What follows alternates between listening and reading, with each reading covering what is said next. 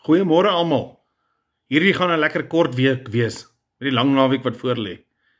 Onthou dat die skool Woensdag om 1 uur sluit en weer Maandag op die gewone tyd open. Baie dankie aan almal wat die boekeweek so mooi ondersteun het en elke dag volgens die temas aangetrek het. Baie dankie ook vir al die boeke wat vir die biblioteek geskenk is. Ons het meer as 400 boeke ontvang. Baie geluk aan al die leerders wat uitstekend gevaar het tydens die Eisteddfit. 26 A++ simbole en talle ander goeie uitslae is behaal.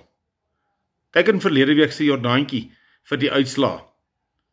Geluk ook aan die leerders wat puik gevaar het tydens die radikale redenaars en leesfees se nasionale kompetisie. Ons publiseer die uitslae in volgende week se Jordaantjie. Geniet die lang naweek en onthou om julle braaifoto's aan te stuur.